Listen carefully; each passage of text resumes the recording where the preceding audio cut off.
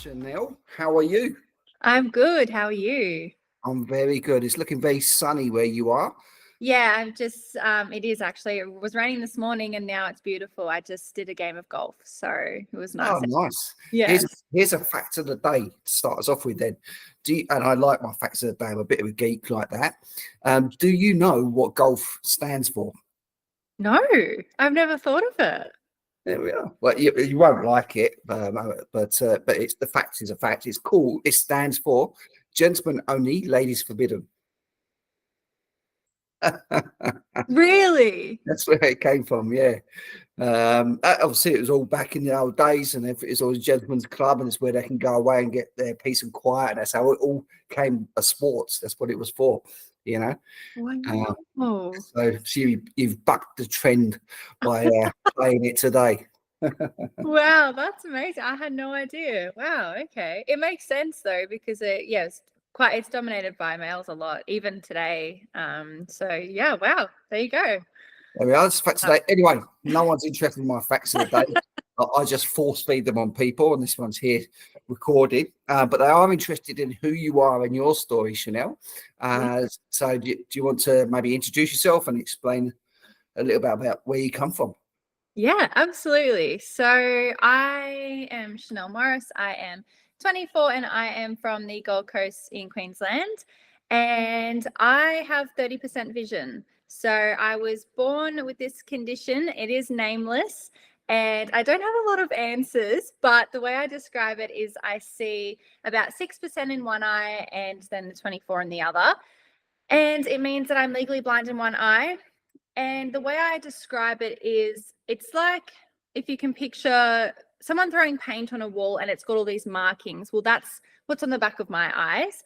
And I try and see through these marks. And because they're there, it just means that I have limited vision. So yeah, and then another way to describe it is that for every 60 meters that you see, I see only 6 meters of that.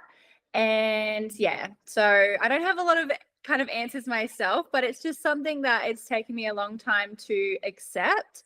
And yeah, accept that it's just part of who I am. But I used to always think that it was ruling my life. And it's only in the last year that I've discovered that, it is just part of me. It doesn't define me completely, but it has taken 24 years to get there. And yeah, I've had a lot of journey in the last year of overcoming, I guess, like negative beliefs around the condition.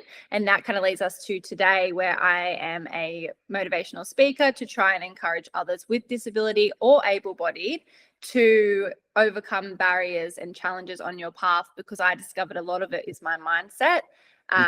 So yeah, the key thing I have discovered is that it's not my disability that held me back. It's my mindset about my disability. And that is my key message. And that, I suppose, brings us to today. Love it. Okay, so thank you for sharing. Perspective is everything. And I don't know how many of these other episodes you've listened to, but there's been adversity and challenges and perspectives and little stories full of them, and they're bespoke, they're unique to every individual, as you quite rightly pointed out. It's what makes you you. Yeah. And to change your perspective and your mindset to these things just literally just changes your life. Yes. From my observations and my own experience as well, Yeah. Yes. To roll with it. Yeah, absolutely. And it's once you experience that for yourself, then you don't go back. Like that perspective shifts and you are just in this whole new mindset moving forward. And it's been a year since I kind of made a dramatic shift in the perspective of I can't to I absolutely can. And I haven't looked back. So it's been incredible. Okay. All right. So let's, you keep using eyesight puns there. I don't know if you noticed that. There's a term. There's a term. There's a term for this when there's something that you don't want to say is to not to offend and that, but then you keep saying it anyway. It's like, I've been at a funeral and talking about death all the time or something. It's like, no, what am I doing? I can't think of the term. But this is recorded, so someone can hold me accountable. I'll have to, I'll rewatch and be like, oh my goodness. Well, it don't matter though, because of the way you've had a mindset shift anyway, it will bounce off you. But let's pick on this then. So there's going to be very few people with the exact same scenario as you, but they do have their own issues with maybe with their body, with their abilities, with their circumstances, or whatever challenges are surrounding their lives right now. It's most of the time quite internal and silent challenges. Okay, let's talk a little bit about your journey as to I want to hear how this, when it's at its worst, if you don't mind, how it affected you. Yes. So many ways. So I would have a breakdown maybe even once a week about my condition. And so I think what definitely happened is that having the low vision, so a day in my life, for example, would be, waking up. I had difficulty even making my breakfast by myself. And then I would, be going to the shops or something, and I'd always need someone because I can't read the labels. Restaurants, I can't read menus. There would just seem to be a lot of obstacles and challenges every single way I faced. And that it got quite overwhelming. And then I started to think, I'd take little examples like, going to a restaurant and not reading something. I would then take that and say, kind of internalize it and just think that then that meant that I wasn't good enough. And it just kind of stacked up and up. And then everywhere I was looking, when I saw, an obstacle here, an obstacle there, challenges, can't see things, or, meet friends in public, I just became very isolated, and I started to think I couldn't do anything. So all of these examples were stacking up, and I had this big pile of evidence proving that I wasn't good enough, and I just was incapable, I suppose. So then it became quite debilitating, where I believed that I couldn't do anything really. And then relationships started to fail from there. I was so isolated, and it was kind of a domino effect, I suppose. Okay. All right. So from what I picked out from that is you wore all the obstacles. You took them on board. You let it affect your ego, your persona. Yes. And they weren't processed. Yes. Okay. So there's a lot of people that and it's that listen, I'm British. So we're known for being stoic and wearing a stiff upper lip. This is what, as well as having bad teeth and dodgy. Oh gosh. My teeth are okay, by the way, but it's I can't see anyway. Well, 30% of them are okay. There's the sense of humour. But where else I going with this? So we're known for not channeling our emotions correctly, and this is exactly what you were experiencing, because you have an event where you can't quite read the menu. You had a relationship issue based on the basis of that, and you're tagging it to the eyesight, but it creates an emotion. Yes. And if it's not processed, I think the exact term was, it stacks up. Yes. Yes, it does. Yeah. And what happens when it's heavy? Yeah. There's your breakdown. Yes. Yep.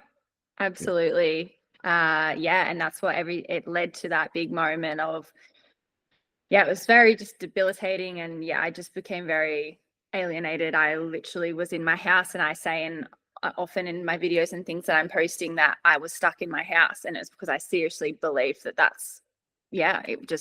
felt like I couldn't leave. And all of the unprocessed emotions, and even just all the beliefs, it was just so overwhelming that I just needed a shift. I needed a change, and it needed to happen as soon as possible, really. Okay, so your eyesight experience, has that changed over time? Has it got better or worse, or has it been the same paint splats? Yeah. Okay. So how was it for you as a child then? Because these events, they seem a little bit more recent. They seem a little bit adolescence into young adulthood. Yeah. So I've had, the condition has been stable my whole life. I've had a lot of experiences, especially during schooling years and even primary school, that others, or I suppose like society maybe, I would have experiences in, and then I would take it personally, again, like what we've just discussed. I've got two that stick out in particular, and one was when I was about 6 or 7, and I was racing in a swimming race at school, and the teacher, we were all in the water ready to swim backstroke, and they came around, pulled me out of the water in front of all the kids, and walked me halfway down, told me to jump in there because it would make the race fair. And I, being so young, and who knows what beliefs I had developed at that age already about myself, but that proved to me that I wasn't as good as others. It was seriously evidence in front of my face that I wasn't as good as them. I was incapable. And then I think from those experiences, because there was a few similar, I then developed this big idea. And that day in particular, I never competed again since, because it was just so, at such a young age, I think it might have been embarrassment. It was just, it was a lot. So I've got a lot of opinions on that circumstance there, whether I'm right or wrong. Is down to circumstance, I guess. But there's a lot of well-intentioned forms out there, and it's moving. The world's moving in that direction to have more of what you've experienced there. Okay, so you mean well, you factor in things in, what have you. But in my opinion, we do more harm than good. Mm-hmm. And that's your exact experience. I'm a dad. My son's 10 years old. I make him fight hard for his meritocracy and, genuine reward and what have you. So, and I see the good come out of it because of it, But I do think the world's moving the way that you've had that, fortunately, a negative experience. What's your thoughts on that? I agree. I haven't, until you've kind of just put it like that I would agree, because in my experience only, at the age of 5 or 6, it stayed with me. I'm now 25. So 20 years, that one experience is the first that I can really remember that was the most traumatic, and it stayed with me 20 years later. Yeah, I agree with you, because it, for me, did a lot more harm than good. Because if I needed some support, I suppose at a young age I might not have asked, but I would have, tried, or, I would have rather have been given the fair go at the start, I suppose. Yes. It's the opportunity. That was it. You were going to say it's on the tip of your tongue. And that's it. And that is, by definition, equal opportunities. Yes. Okay? It's as long as the opportunity is there for everybody to do what everyone else is doing, it's then down to you what you do with it, where it goes, if it's taken, and that's okay. That's perfectly fine, Yeah, it was taken from me. I think that's right there. You've hit the nail on the head. Yeah, it was taken from me to make that decision. And then I think as well, that's where then all the negative thoughts come in and that type of thing. So yeah, absolutely agree with you. Thank you. I'm not always right, but I'll take that as I said, it's recording, so I've got proof to the world that I might have something. Okay, so let's fast forward. Let's fast forward into the early, so 24, 25, 24? Yeah, 25 now, yes. 25 now. So when you were 24, the light bulb came on and this shift happened. So let's talk about where, instead of having weekly breakdowns, give or take, you don't want to leave the house, you've worn 20 years of issues. Okay. Was it a breaking point, or was it a case of an aha moment? Or both? It was more, it kind of had, it was over the span of not too long, like a few weeks even, that I think it was the loss of the relationships. And then I was in a job that I was finding challenges every day with my eyes on the computer. My back was sore from leaning. It was just a lot that normally I wouldn't, it just felt like it was all piling up, all of it. Little things would trigger me, and it just became so, I was a mess. And then from that, I knew something needed to change. So I did get myself into therapy, and I did start running every single day. I was a maniac. And when I run, I honestly have never had such a clear mind ever. So I discovered those two things. And then when I was talking with a therapist, she helped me identify that I had these beliefs from a young age, and this is what was coming out. And just understanding a lot more, then I started listening to my own podcasts of people that about mindsets and reading books. And then even a month later, I suppose, is when I was like, okay, I need to get out of here. I need something dramatic. I need a push. I think what I discovered was an aha moment of, oh my gosh, I've been suffocated by these beliefs. I need to change them. I need to prove to myself that they are not true. I am not, supposed to be stuck in my house like this.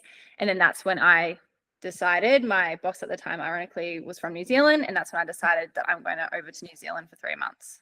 And it was kind of in the span of 1 or 2 months that all of that was kind of happening. And all it took was I hit the breaking point of I need to change, force myself into therapy and running. And then that's when I had the aha moments of I can actually change it. I don't have to keep living this way. And then, the journey of New Zealand was born. Okay, I like that. So essentially the way I read that is there was an action taken. There was a first step. Yes. Okay, so there's a deliberate action against the norm. Okay, for change. Then there was a domino effect, so it affected other things and it opened other things.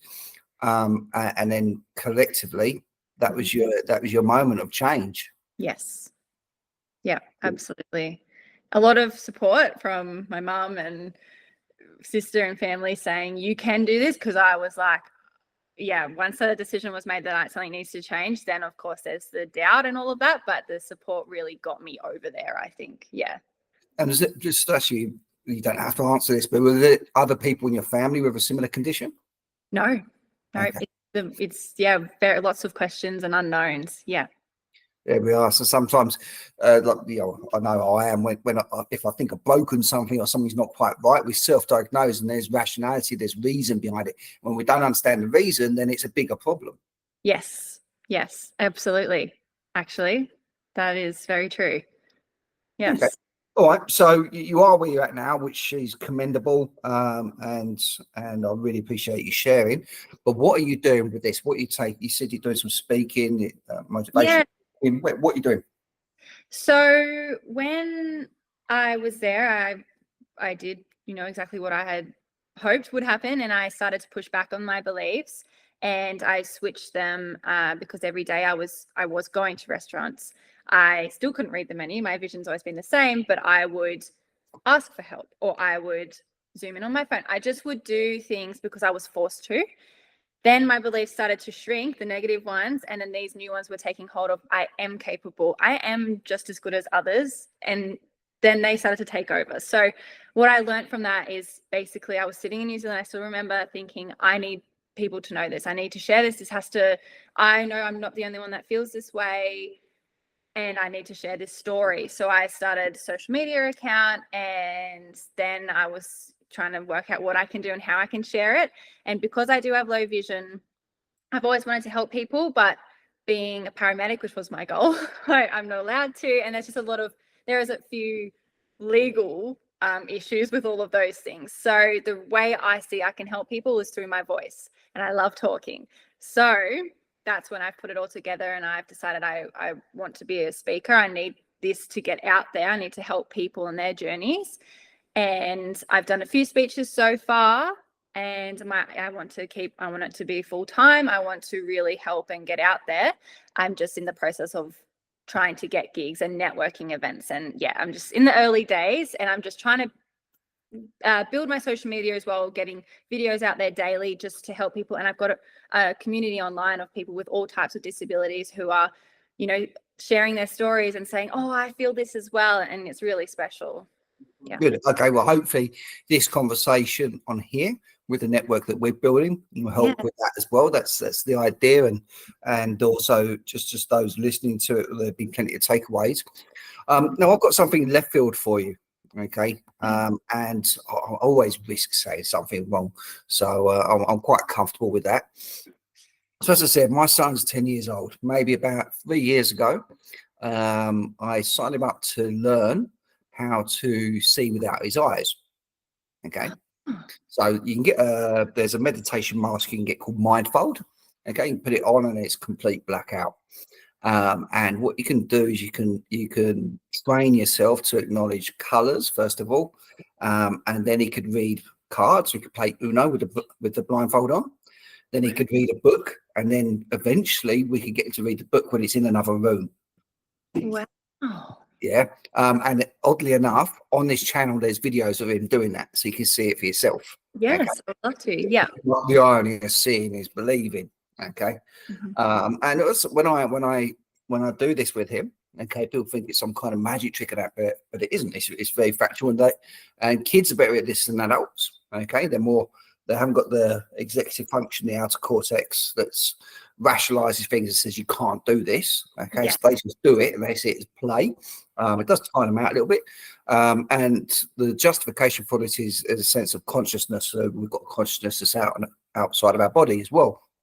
And if you manage to tune into it, you can do these things. And I've seen this firsthand, and I've done this with other kids. So I've done this with other kids, and they love it. It's really good play, really good for the confidence, emotional intelligence, and all this sort of stuff. But people call it out for BS every time I bring it up, even if they've seen it on these videos, for example. Okay. So, but given your experiences and what I'm talking about, what's your thoughts on that? This is left field, but yeah. I don't understand how people think it's BS though. What are they saying?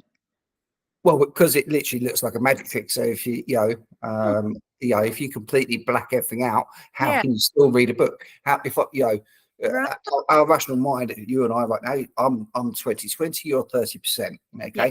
So if we say I'm going to put a book in the other room, a book that you've never read before, and read the title, tell me what images you see on it, whatever, and you can. It does sound like. I guess, yes. I guess because I'm in it, and and that is interesting. I think I just almost answered it anyways, because of course I fully 100% believe it, because I have people doubting me every single day in what I do as well. So I can feel, I can totally believe that people are doubting it. But I rely on all of my other senses majorly though, that I'm so heightened in every other sense. And it's a miracle. What's the word? It is amazing, but it's not impossible. It's definitely I have 30% vision. People every day are saying, you don't, all these type of things, but you just learn to adapt. Our human body is amazing what we can do. So it really is. It really is amazing, and it's to that point. If you're having on a phone call with someone and you're not looking at them, you're on the phone, if they're smiling or not. You're smiling. No, you're not. Yes, you are. I can hear it. Yeah, you do. I don't know how to explain it, but you do. Your other senses kick in. You have your instincts. You do it. I think that is awesome, and I understand though how people can doubt it, because it does look like magic, literally. But it is, I think, more people need to be shown how amazing we can be with our bodies and minds. Exactly. Well, check out the videos, have a little look at it. Yes, I'd love to. And what have you. Okay, all right, so we're wrapping up now. Let's have two things from you. Number one, I'd love to have a takeaway for someone else who's going through some that sort of aha moment. What tip you'd give them? And the second thing I'd like from you is how someone should make contact with you if they like what you say. Okay, so so for people that are having an aha moment, my advice is to just do it. Just go out there, do it honestly. That is what pushed me. Is I had the aha moments and I had all the info in front of me, our mindset, all the info, the research, and it's what really makes the change is just going and doing it. Just take action. That is my number one thing I'm trying to share, because that's where you'll see results. So that is the number one message if we were to take anything away. And how to get in contact with me, I have a lot of avenues going. I am probably the best way would be my website. It's just chanelle.au, www.chanelle.au. Very simple. Otherwise, I am on socials, Chanelle Morris, and lots of got YouTube, Instagram, TikTok, all of it. So I try and be everywhere. So thank you for this opportunity, though. I honestly, it's been awesome to share and chat with you. So Yes, likewise. I appreciate your time and candidness and sense of humour as well. thank you. Yes. And I love that they were awesome. They were really cool questions. Brilliant. Thanks a lot for your time, and I look forward to speaking to you again. Awesome. Thank you so much. See you. Thank you for watching this episode. I hope that you did enjoy it, had lots of takeaways from it. As before, please subscribe below so you can keep on top of any new releases we have. And also, if you would like to have your story told, just reach out with me and I'd love to give you that platform. My best email address is tom@purplepatchconsulting.com. Thank you.